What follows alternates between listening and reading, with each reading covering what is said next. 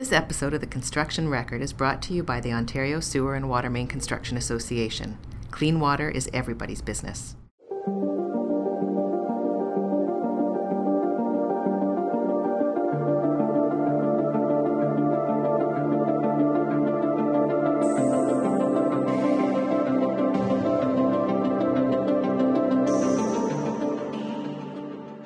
Hello, everyone, and welcome to episode 110 of the Construction Record podcast. This is Vince Versace, National Managing Editor of the Daily Commercial News and Journal of Commerce, joining you today. And for today's episode of the Construction Record, I have with me Arash Shahi of AECO Innovation Lab. So, Arash, through AECO Innovation Lab, you're heavily involved in one particular initiative that's caught critical mass, as some people are saying, and that's the One Ontario initiative. Now, there may be folks that are not familiar with it. Would you kindly kind of give an overview for our listeners of what One Ontario is about? Absolutely. So, first of all, thanks for having me here, Vince. Great talking to you. One Ontario, what One Ontario is basically a continuation of the work that's been done by a number of industry partners in this field for a number of years. So, we've looked at this from different angles in the past, talking to municipalities, conservation authorities, and the residential sector, the commercial sector. And what the challenge that One Ontario is basically going after is addressing the development approval process and streamlining the development approval process. Now, there's been a number of provincial and municipal initiatives over the years that I've been involved in, some of them as well, that have tackled this. The difference here is that One Ontario is a coalition that's based on industry partners that have come together and have agreed on what problems they want to solve. So AECO Innovation Lab was formed to do just that, to basically provide solution-driven R&D platform for the industry, where we collaborate with a whole bunch of industry partners coming together and tackling some of the fundamental technology barriers for the sector. So when you look at the development approval process, one of the challenges that existed was a lack of consistency between different municipalities and also lack of transparency and visibility into the permitting process. The building industry always saying that it takes too long for the permits. You talk to municipalities, they have their opinion on things. You talk to applicable law, conservation authorities, they have their own challenges. And through our research over the many years, both the work that we did at U of T and our folks at Ryerson and other groups that have been working on this, including Rescon, who has been spearheading the whole conversation before AECO.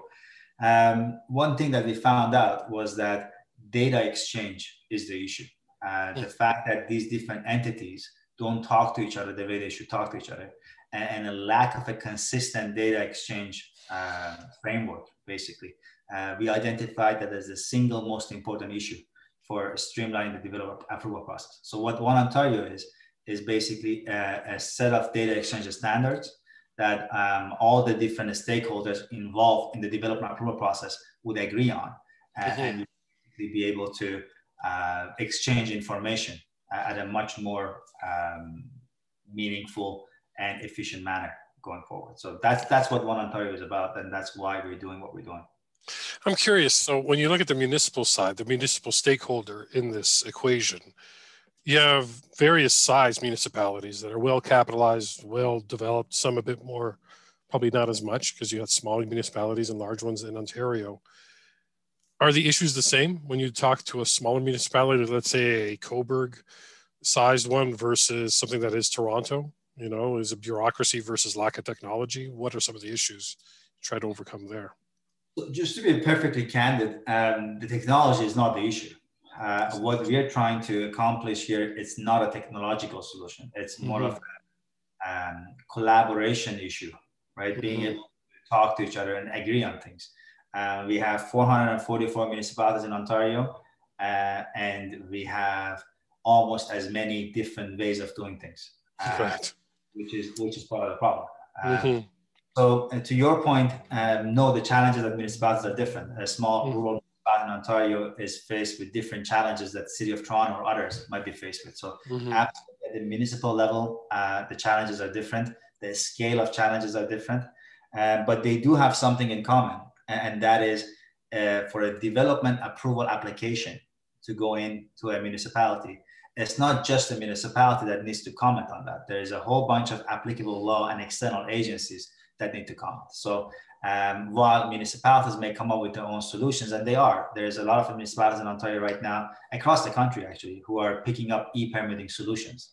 And it's a whole other conversation of what is an e-permitting solution. But they're picking up e-permitting solutions and they're going digital, and there's a lot of government support and funding for that to happen. And the issue is that you then have a conservation authority that deals with 20 different municipalities.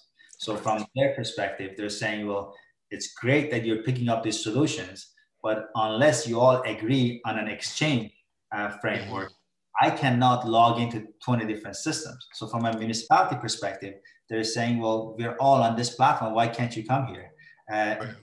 From their other perspective is that, well, there's 20 of you, right? And every one of you is on a different platform. So it's just very ineffective for an MTO or a conservation authority to come in and then try to log into all these different systems. So what we're proposing is, regardless of the system you're choosing at your own organization, let's agree on how we're going to communicate together, right? And that's what this solution is about, right? So we're saying we're encouraging municipalities to pick up e-permitting solutions. We are encouraging all the applicable law to go digital. And what we're saying is, you guys need to decide what is the protocol to communicate, so that if service providers can comply with the same protocols, then you're all connected, regardless of what platform you choose. And maybe 2 years from now, you want to change your platform, right? One of the challenges that we have right now is municipalities can't change the platform because it's embedded so deep into their systems. And they can't bring in other solutions. So maybe you have a very good backend system, but there is now this new innovation that can help you with inspections or can help you with other things that you're doing. But if that innovation wants to enter the municipal sector, well, you have the IT departments that you have to go through at every single municipality, right? Very long sales cycle, and it's just not enough motivation for the private sector to get in there and try to bring innovation to the sector. And Richard Live, who is one of the founding members of One Ontario from Rescon, he had a very good analogy that I always like to use. If you imagine this as startup companies being these high-speed racing cars that are lots of talent has gone to them, very powerful machines, and then you put them on roads with a lot of potholes and missing links sometimes, right? Like, you can't take advantage of it. So from government perspective, we need investment in the digital infrastructure of the problem. And that infrastructure, to me and to Richard, who was giving the analogy, is basically that highway system, right? So let's create that highway system that connects everybody together. And then you can take advantage of all the tech talent that exists and could be applied here. So once you have the network in a proper infrastructure in place, then you can have these startups that can enter this space and help with this productivity issue we've been having in this industry for decades, right? So sorry, just go on and on, but it's all right. on the productivity issue, that's a big one I wanted to kind of point out, because the last time we saw a productivity improvement in this sector goes back to Industrial Revolution. Since then, every other industry has done very well on productivity except for construction, right? And the construction is not just a construction site. That's the point that I want to get across. The reason the construction hasn't gone up is because all the different things that attach to construction are holding it back. And this is one of them. And that's the classic story we hear, like even through our stories that we do through the Daily Commercial News and the Journal of Commerce, when we look at innovation and the adapting, let alone adoption of innovation, is the industry is made up of about 75% mom and pop shops, right? The people that are employed with one employee to 20. They're not well monetized, capitalized. And some will argue, we've heard them even argued on this podcast with me when they've talked. They're like, you know what? It worked for my grandfather. It worked for my dad. And this works for me. So why should I be entertaining something new? Is that true enough? That's one of the key things you're running up against, you know? Used to, definitely used to. I think what COVID did for this industry we couldn't have done. What COVID did in a year, we couldn't have done in 5 or 10 years, right? Because to be perfectly candid, I see myself as an industry person. I'm on the side of the industry, always have been and always will be. But we got to face the realities. Our industry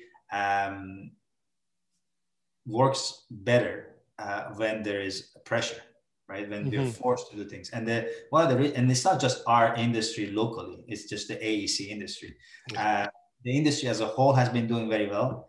And when things are doing well, it's hard to change or convince people, right? But when COVID hit, and that's why we started AECO Innovation Lab. So my previous day I was at U of T and doing more or less the same work. But when COVID hit, we started getting calls from all the municipalities that we used to talk to before. And they were saying exactly what you were saying, right? Because the awakening was very, very clear. Municipalities that had e-permitting solutions, they were open, they were operating, and the ones that didn't shut down, right? And just black and white like that. So, and the fact that COVID has made us realize, I think has made the industry realize that it's time to move past paper, right? It's time to move past not just paper, but to embrace the digital opportunities that are around us, right? Because a lot of the digitization in the sector has been repeating the same work we do on paper, but just digital, right? Yeah. But when you adopt a technology, a digital technology, the workflows become different, right? You don't have to go through the same workflow. We can talk about that, of how that is an example of what that means in e-permitting, where workflows can be different. But bottom line, I think that is a valid point that the industry is back. But in this context, in the context of One Ontario and a development approval process, nobody is doing drawings by hand anymore, right? So I think we can all agree that at least is a 2D CAD. And I would, based on the BIM surveys that we've done over the last many years, and we've talked about that before, we've done the BIM surveys across Canada. We know that the design community is heavily invested in BIM. But even without BIM, every design is now digital, right? So asking you to now print on paper and submit to municipality, that's something that has to change, right? Sure. The paper piece has to go away. And even the investments that are being made in the 3D model, right? In a BIM environment. Imagine this, you have the design community who've invested in a BIM model, and now you're asking them to print that on paper and submit to municipality, right? Right. The amount of data you're losing, right? The amount of data and information you're losing by going from a 3D model to paper is huge. And there's a lot of improvement. There's a lot of efficiencies that can be gained if you can utilize that data. So eventually that's where this is going, to add efficiency to the sector and increase productivity. It's funny, picking up on your point, this podcast itself, I think, has been a litmus test for that change of what COVID did in 1 year versus what would have been done in 5. I found within the first few months, because this medium here to share the construction news is new. Podcasts have been around a while, but in our circles in Canadian construction, this was kind of the first one that was consistently put out. And what I found was I was being approached once everybody kind of got over the shock and awe of the first month of the pandemic, and people tried to figure out, okay, how are we going to work and survive? The amount of pitches that I would get from startups, people that are involved strictly in innovation, in construction, coming to me, it's like, look, I got to get this message out that this is the time. This is the moment. The reset button has been hit.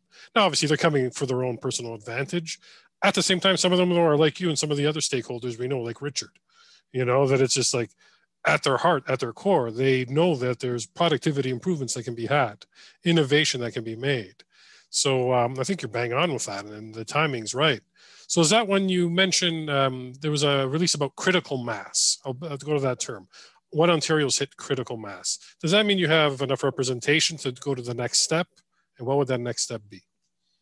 Yeah, so what was important in building the coalition for One Ontario was to make sure that all the major stakeholders are presented, right? Because the challenge with One Ontario, and the reason this work hasn't been done yet, is that no one entity can do it. And municipalities cannot do it on their own. Conservation authorities cannot do it on their own. The province cannot do it on their own, right? And because All these different entities have been around for a long time, they've been doing what they've been doing. They understand their challenges, but nobody is willing to change everything overnight. So, and nobody can change anything for some other association overnight. So what was important for us is to make sure we have everybody's attention, that we need to have their attention.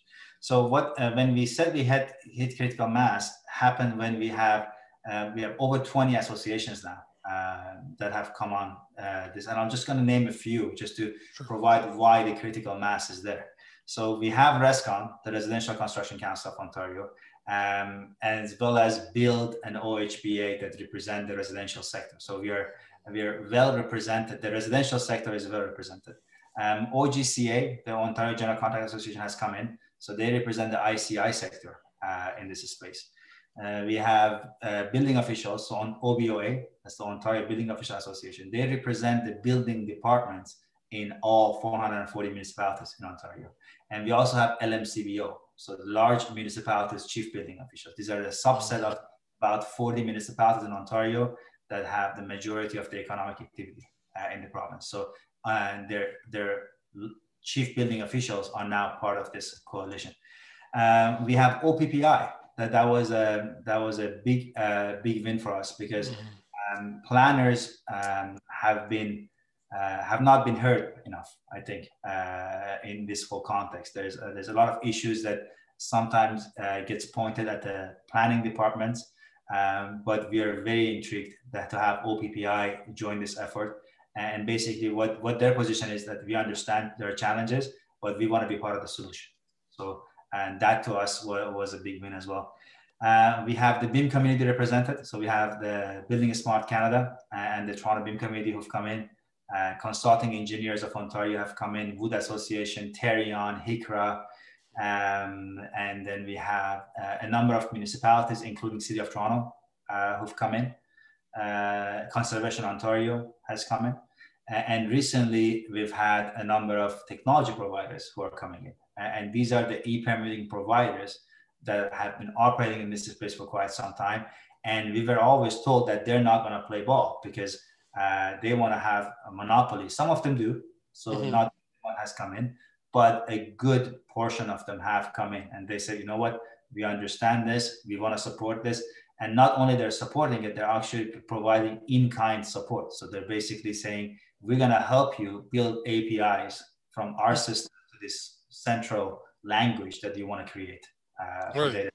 So that's why we call it critical mass, because we have planners, building officials, we have the AEC folks, as well as the actual technology providers that are operating in this space. So, and together now we can do this. We would love to have more associations come in and more parties come in, but we are at the point that with the given team, we can actually get this done. Interesting. So then, obviously, you're looking for new members still, and every initiative is an evolution, right? And this is evolving. And is it e-permitting? Is that the first kind of key step to show that having the common data exchange and common data language and innovation is not going to bring everything to a halt? It will improve things. Is that the first plank to kind of tackle? Is it e-permitting, or what would it be as far as a focus? I think e-permitting is a given. You got to stop getting paper to municipalities. I think e-permitting is a given. But we did the research in the past, and we looked at e-permitting systems internationally. Not all e-permitting is the same. So unfortunately, there is some terminology that needs to be cleaned up. Portal, for example. You talk to municipalities and they say, we have a portal, right? But what does that portal do? Right? Sometimes the portal just takes the PDF and someone in the back and manually entering information into a system. Like that's a portal, but that's not what we're talking about. Right. When we talk about e-permitting, yes, there's different levels of e-permitting. There's 3 layers actually. The first one being digital submission of 2D drawings. So the fact that you don't submit paper, you just submit scanned copies of the paper, that's called e-permitting in many jurisdictions. Unfortunately, most of Ontario is going towards that level 1. So we're going from level 0 paper-based to level 1. What we've been pushing the province is that start thinking about level 2 and level 3. And level 2 is the submission of BIM to municipalities. Level 3 is a BIM GIS integration for e-permitting. Right. So there's different layers of e-permitting, and the good news is that we are behind the rest of the world. And that's good news, is because there's not a lot of risk here. We're not reinventing the wheel. We're just looking at what's been done around the world and seeing what worked and what didn't work, and pick the best pieces that you want. So there is a pros and cons for going last. Is that you're just significantly behind everybody else, which is fine. Right.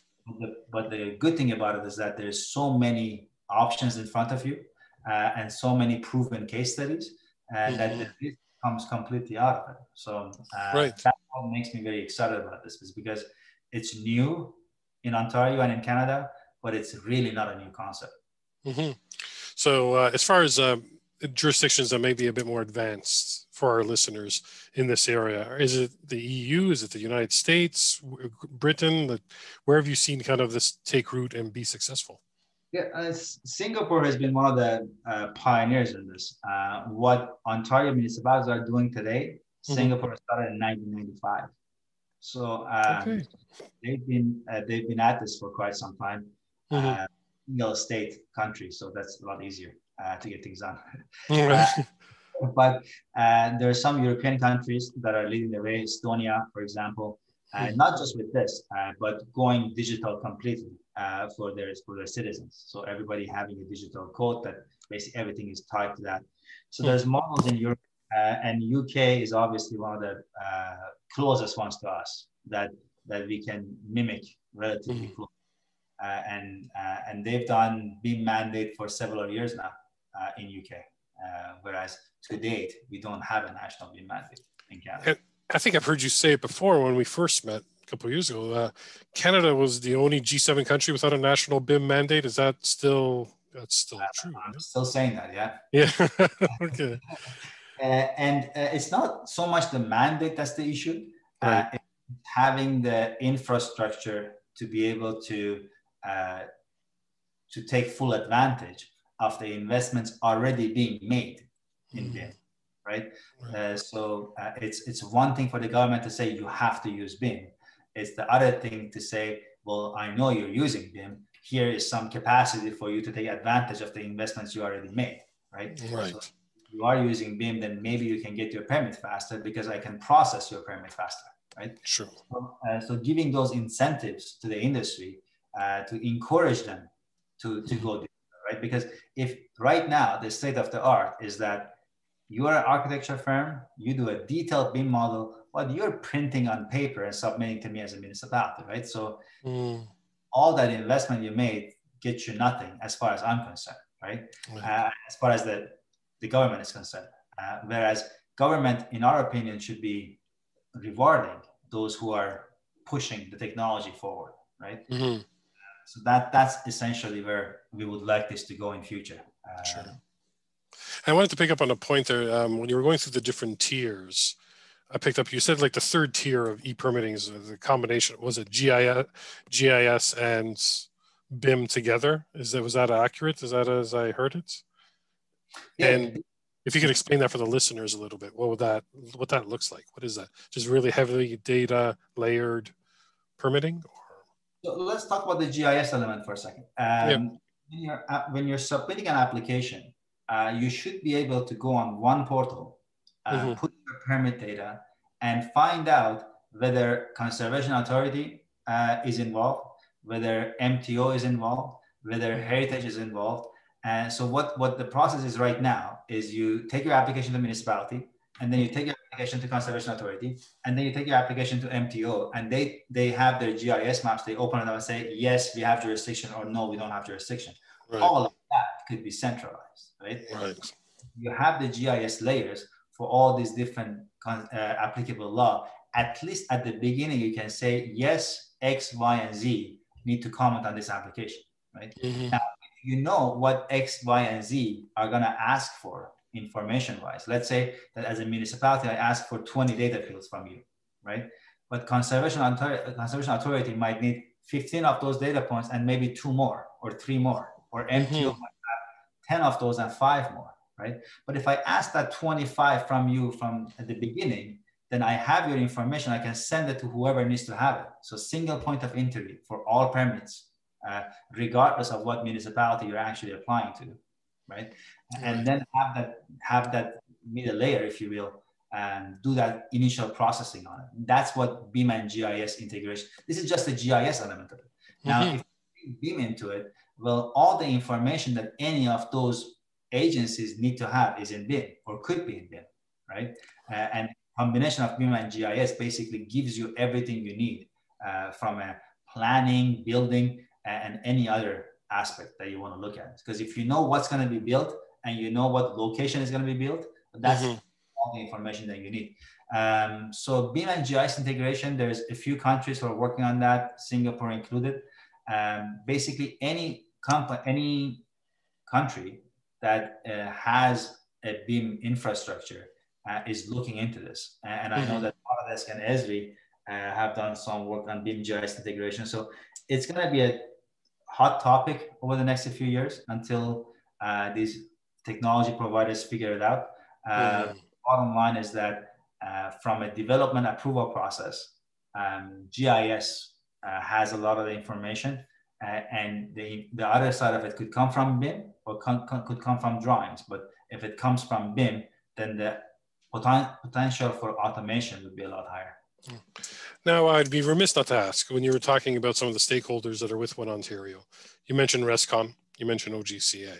So for the listeners that we have that are involved in both, residential or civil, when it comes to One Ontario, how's it really going to benefit them, especially some of these firms that are a bit smaller?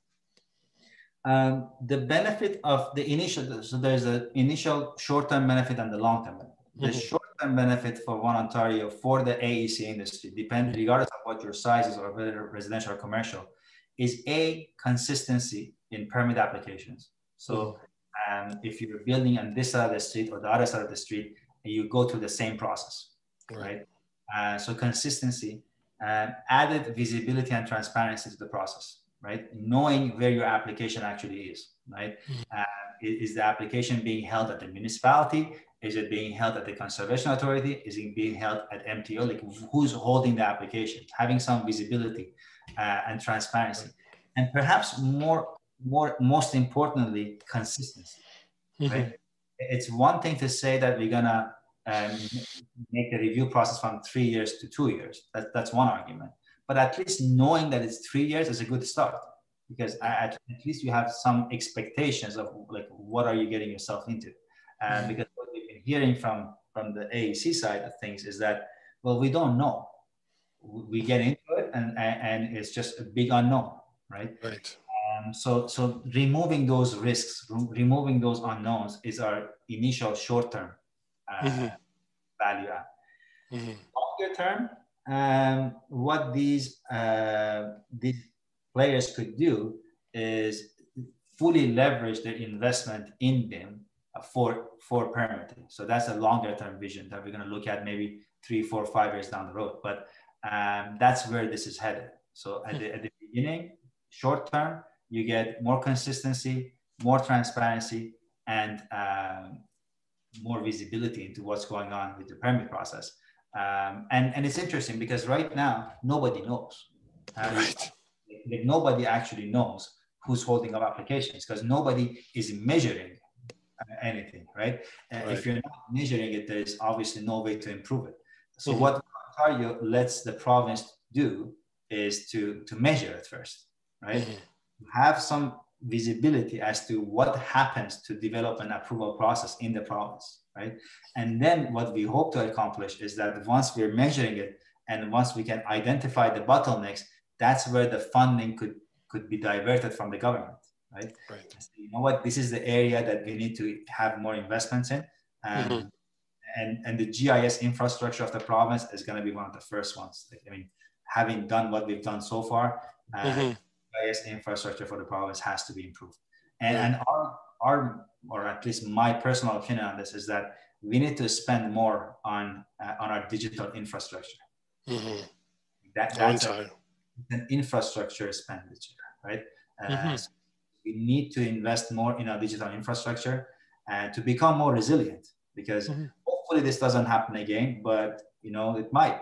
So what happens next time? Are we going to continue to subsidize everything, or are we going to be a lot more resilient to deal with this kind of disruptions? Right? Interesting. So it's funny you mentioned that. I was thinking about the digital infrastructure stuff. We talk about it with us being in publications, and journalism went through quite the change thanks to just websites. And now this changes things even further. And I know our company's invested in our digital infrastructure that way, so we can cover the industry. But I joke sometimes with my team. It's like, can you imagine what our kids are going to be saying about the technology we finally adopted here, right? It's like, oh, wow, you're using Zoom and Microsoft Teams. Like, it's like, how archaic. You might as well have been chiseling it on stone, right? Who knows what the future holds? So, and I think that's where my question is leading to you as I joke a bit, but what does the future hold for One Ontario this year in particular? It's still a COVID year, right? So what kind of benchmarks have you set for yourself going forward, just as we wrap up? Yeah, so we wanted to, the first thing was to make sure there is enough appetite from all the stakeholders and be overwhelmed by the support. So it's been tremendous support and a lot more than we had expected. So that's the good news. Starting from this week, we are launching our sponsorship program. So we want to we are a collaborative R&D platform. That means different entities, instead of doing their own R&D, they collaborate on a central R&D that everybody benefits, right? So for that, we need funds. We need to be able to raise funds to do that R&D. So we are now looking for sponsors to come join One Ontario. And then we're also reaching out to government. So we have a proposal that's going to Ministry of Municipal Affairs and Housing and to the Treasury Board for funding. And we're competing in CMHC data competitions and everywhere else that we can. So we're going to be over the next 12 months, basically, it's a fundraising effort for us to be able to raise. We now have the support. Over 1.2 million of in-kind support has been offered to the program over the next 12 months and on an annual basis, so going forward. But we also need to now match that with some funds. So we are now reaching the industry and asking the AEC players who stand to benefit from this and all the technology providers that actually want to sell to this industry to say, you know what, now this is an initiative that our industry as a whole has agreed on. So if you basically promote this industry, if you want to help this industry, this is one initiative that they all agreed on that we need to get done. So our mission over the next several months and maybe the next 2 quarters is to secure the funding for this. And I'm just anxious to get going sooner than later because this is a very timely initiative. It needs to happen right now. And the reason it needs to happen right now is because you have municipalities who are picking up e-permitting solutions. You have a lot of government funding to support digital infrastructure. But without the standard, that expenditure is not going to be well spent. If you put the standard in first, then you can get everybody else to comply with the standard. Then you have some connectivity within the sector. But 2 years from now, the opportunity is lost because right now, all the municipalities are going digital. The sector is going digital. But if you don't catch them now, it would be a lot more difficult to catch them later and say, you know what, this system that you have in place, now let's work backwards and let's connect it. So what's important for us is the industry has to speak now. We have to be vocal. We have to be in front of this, and we have to say this has to be done, right? And we hope that the government will support this and will respond to what the industry is asking them to do. Perfect. All right. So if people wanted to learn a bit more about One Ontario and the Innovation Lab, where could they get more information, Arash? OneOntario.ca, and that's our source of information right now. Of course, AECOinnovationlab.com also has all the same information, but for this particular initiative, OneOntario.ca is where most of that information is. If you want to learn more about what other projects we have going on at AECO Innovation Lab, then please, our website is also a good source. I just want to do a promotion here. for one of our other projects. It was interesting when we started AECO, and OBOA was one of the first groups that joined. And they basically said, this Ontario building code, we have to digitize this. Can you guys digitize the Ontario building code? So our first product is actually My Building Code.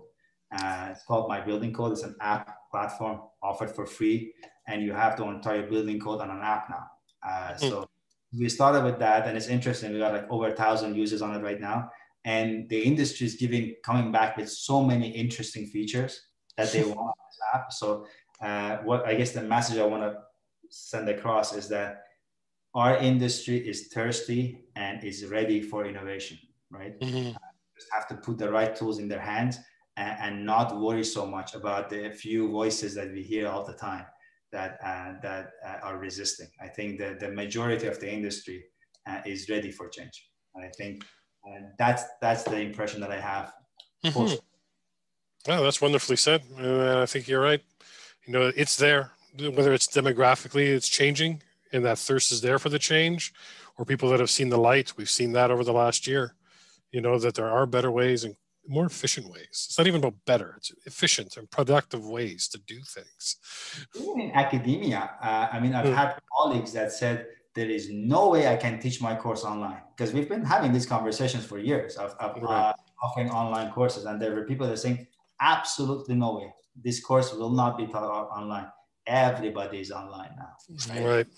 And you know what? Everybody is making it work. So it's again, I'll go back to what COVID did to us. It's been, I think we're going to see the results of what happened for years to come, because a lot of glass ceilings shattered because of COVID, and because we were forced to do things, right? Well, I'm going to enjoy following along One Ontario, as always, through our news, and I'd like to check back with you, let's say maybe halfway through the year. Let's see where things are at, you know, as far as development. And I think it'd be worthwhile for our listeners to know as well. So thank you so much, Arash, for your time today. Thank you, Vince. Always a pleasure talking to you. Definitely. Same here. This episode of The Construction Record is brought to you by the Greater Toronto Sewer and Water Main Contractors Association. Clean water, our goal, our future.